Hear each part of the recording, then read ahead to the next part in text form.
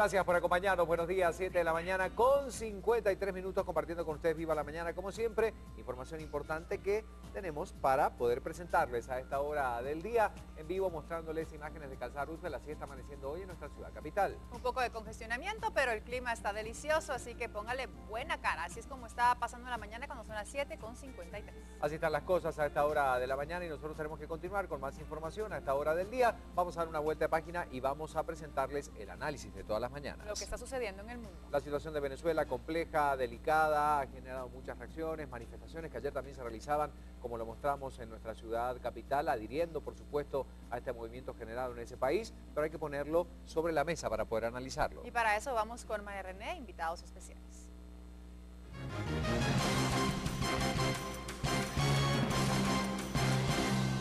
Claro, tenemos que ir al país sudamericano a tocar lo que está pasando en Venezuela, precisamente las manifestaciones, el ambiente tenso y violento que se vive en ese país. El país que está, como dijimos, sumergido en un descontento, también fraccionado ahora, y ese fraccionamiento, ese descontento se refleja también alrededor de América Latina, aquí en Guatemala. Si nos damos cuenta, encendemos y nos vamos a las redes sociales, guatemaltecos están pronunciando en contra de lo que está ocurriendo en Venezuela, a favor de los estudiantes que empezaron a manifestar la semana pasada y claro, dando el apoyo al pueblo venezolano en sí. ¿Qué es lo que está ocurriendo en ese país? ¿Hacia dónde van? ¿Cuál es el camino? ¿Qué futuro tiene Venezuela? Bueno, esta mañana lo vamos a analizar con nuestros invitados. Tenemos aquí a Roberto Wagner, nuestro analista internacional. Roberto, muchísimas gracias por estar con nosotros esta mañana. Muy buenos días, gracias por la invitación. A usted siempre, gracias por estar con nosotros, y también a Carlos Rodríguez, que es el líder opositor de venezolano aquí en Guatemala, también siguiendo muy de cerca lo que está ocurriendo en tu país, me imagino. Muchísimas gracias por estar aquí. A ustedes por invitarnos y por darnos la oportunidad de expresar nuestra opinión sobre Venezuela. Bueno, no, es interesante, es importante, porque como dijimos, ya es un tema que está tocando a la región latinoamericana. En Guatemala vemos, y no sé si lo has visto en las redes sociales, el apoyo que se les está dando al pueblo venezolano, ¿no? Guatemaltecos diciendo estamos con ustedes. Ayer pasa algo importante, se convoca esta marcha pacífica por parte del opositor Leopoldo López. Él se llega a entregar a las autoridades, lo arrestan porque lo están acusando de incitar la violencia el miércoles pasado en estas manifestaciones. Tu punto de vista, brevemente, de lo que está ocurriendo en tu país, estando aquí tan lejos, ¿cómo ves la situación en Venezuela? Bueno, la situación de Venezuela es crítica, tenemos una situación bastante crítica. El mar de fondo de todo esto tiene que ver con la gestión del gobierno. Venezuela vive momentos muy duros desde el punto de vista económico. El año pasado tuvimos una inflación de 56%, fue el índice inflacionario. En alimentos fue de 78%. Sabemos que la gente está pasando de alguna manera trabajo para vivir. Con una inflación tan alta, tenemos unos índices de violencia muy altos. El año pasado murieron 25.000 personas en Venezuela, con un índice más o menos de 79 muertes violentas por cada 100.000 habitantes. Para que tengas una idea, Guatemala tiene más o menos 34. Que tiene problemas de violencia, pero cuando lo comparas con problemas de Venezuela, obviamente te das cuenta que Venezuela tiene un problema grave en una región que se caracteriza por ser una región violenta, digamos que tiene una violencia alta dentro de los que la tienen alta. Ese es el mar de fondo del tema. Luego el movimiento estudiantil ha salido a reclamar derechos y el gobierno ha reprimido de manera brutal a esas manifestaciones pacíficas. ¿Por qué crees ahora? ¿Por qué este tiempo? Se cumple ya casi un año, ¿no? Desde que Nicolás Maduro gana estas elecciones muy cuestionadas también. No es un tema que vamos a tocar hoy, pero también cuestionadas. Ya casi se cumple un año de que él llega al poder. Obviamente un pueblo fraccionado, o sea, el 50% básicamente del pueblo venezolano en contra de las políticas de gobierno. ¿Tiene que ver algo este surgimiento de las manifestaciones y ahora que ya que estamos cerca a cumplir un año del gobierno? Mira, no lo vamos a negar, Venezuela es un país que tiene una polarización política importante, tal como dices, mira, en esas elecciones de abril que nosotros creemos haber ganado por 130.000 votos y hemos hecho, digamos, la denuncia en todos los organismos nacionales e internacionales para que se reconozca ese tema, obviamente hace que la convivencia política sea compleja, ¿no? Por un lado, además, está un gobierno que está tratando de imponernos un modelo de manera autoritaria y una sociedad que no está de acuerdo, la fracción de la sociedad que no está de acuerdo con el modelo, no está dejándose imponer eso, ¿no? Es importante, yo quisiera aclarar que nosotros, la Mesa de la Unidad Democrática y las protestas que están en la calle no están allí para tratar de salir de Nicolás Maduro de una manera que no sea pacífica y democrática y apegada a la Constitución. No es eso lo que está detrás, no estamos detrás de un golpe de Estado. Nosotros creemos que Nicolás Maduro va a salir del poder de manera democrática, como está establecido en la Constitución, y ahorita lo que estamos pidiendo es que se desarmen los grupos paramilitares del gobierno, que se respeten los derechos humanos de las personas que están detenidas, que se liberen las personas que están detenidas de manera arbitraria, que se respete la libertad de prensa, que dejen de cerrarse canales de televisión, que se dejen de cerrar las cuentas de Twitter y todos estos temas, pero básicamente eso es lo que estamos pidiendo. El gobierno siempre trata de meternos en el cuento del golpe de Estado y no es por allí que van las cosas. Les pedimos que gobiernen, no les pedimos que dejen de gobernar, no, que gobiernen, pero que lo hagan bien. Perfecto, vamos a ver algunas declaraciones que daba el embajador de Venezuela hace unos días aquí en Guatemala y luego le preguntamos a Roberto Wagner lo que él opina. Veamos lo que decía.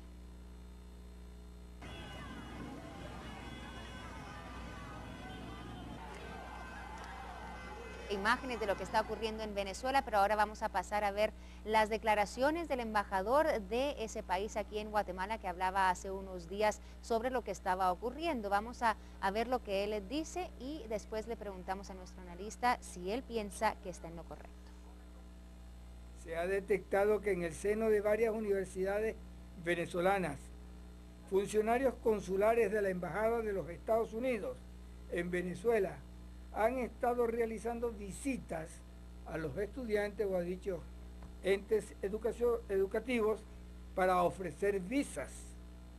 Pero esto no es otra cosa que la cubierta para crear organizaciones juveniles que promuevan actos violentos contra el gobierno legítimamente electo. Razón por la cual la República Bolivariana de Venezuela, en uso de su soberanía y la libre determinación de los pueblos, decidió expulsar a 3 funcionarios estadounidenses con rango de segundos secretarios plenamente identificados, para lo cual tienen 48 horas para abandonar el territorio nacional. Ante una llamada hecha por un representante de los Estados Unidos realizada al embajador de Venezuela ante la OEA, exigiendo una serie de condiciones, entre ellas que se dialogara con la oposición, que se liberara a los detenidos y para advertir las consecuencias que podría traer la detención del ciudadano Leopoldo López, dirigente del partido Voluntad Popular, a quien se le atribuye. Bueno, eran algunas de las palabras que pronunciaba el embajador de Venezuela en nuestro país hace unos días, ciertamente cuando nos enteráramos de la expulsión de estos funcionarios estadounidenses y cuando se empezaba a decir, o las autoridades venezolanas, entre ellas el presidente Nicolás Maduro, que Estados Unidos estaba tras esta desestabilización del país. Roberto, ¿cómo ves ese panorama? ¿Es posible que Estados Unidos esté tras estas manifestaciones, motivando a los estudiantes con visas, como dice el embajador? Bueno, con todo el respeto que se merece el señor embajador, pues este es un tema recurrente que muchas veces utiliza el gobierno, el tema de que los Estados Unidos se encuentra detrás, se está motivando de una forma externa hacia adentro este tipo de manifestaciones espontáneas. Y yo debería decir que no ese no es el caso. Lo mismo sucedió en la campaña electoral del año pasado, en donde se manifestó, se habló de un golpe de Estado y se habló de una posible intervención de Estados Unidos. Si hubiese sido así, estratégicamente hablando, conociendo lo que ha sido la política exterior de Estados Unidos, que no vamos a negar que ha tenido siempre, ha metido sus narices, claro, en nuestros países, pero no sería el camino precisamente a seguir. Tenemos sí que tomar en cuenta precisamente lo que muy bien remarca Carlos, el fondo de la situación, la crisis que vive Venezuela y que después se acrecenta con la polarización después de las elecciones, ese 50-50 que es muy discutible, y cómo ahora estamos viendo por un lado lo que podría ser un año una prueba de fuego para Nicolás Maduro, a quien se le otorgan poderes especiales para gobernar, para salir de una crisis económica que de cierta forma el mismo partido ha llevado, el oficialismo ha llevado, pero también por otro lado, hasta qué punto la oposición maneja esto, como bien dice, como bien hablaba Carlos, pero hasta qué punto tenemos una oposición que se pueda también mantener unida, porque tenemos por un lado quien ha sido el candidato en las últimas elecciones, Enrique Capriles, y ahora tenemos a un Leopoldo López que se encuentra hoy mediáticamente en mucha popularidad, Y bueno, ¿qué es lo que va a suceder? ¿Cómo es que se va a tratar el tema de hasta qué punto, tanto por un lado el oficialismo, pero también la oposición, se pueden mantener, digamos, unidos en cuanto a crear mesas de diálogo, abrir mesas de diálogo para tratar de salir de esta situación?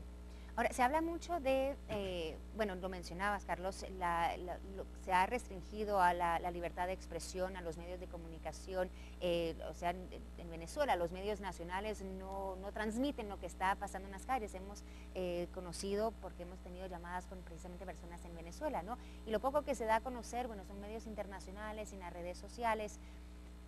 Se hace un llamado a la comunidad internacional.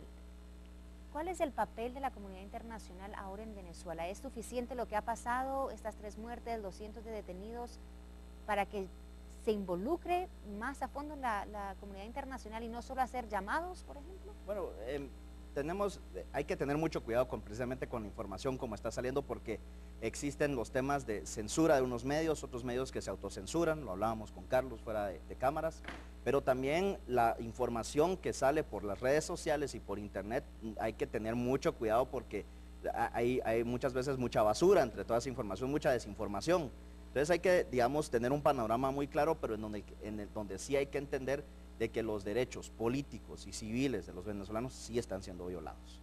O sea, yo estaría en desacuerdo con el señor, respetuosamente con el señor embajador, en tratar como históricamente el papel que han jugado los movimientos estudiantiles en aquel país, que no necesariamente se ponen la bandera de la oposición, sino que son jóvenes estudiantes que legítimamente pueden venir y reclamar situaciones con las cuales el gobierno, funciones básicas del gobierno con las que no se están cumpliendo, por ejemplo el tema de la seguridad.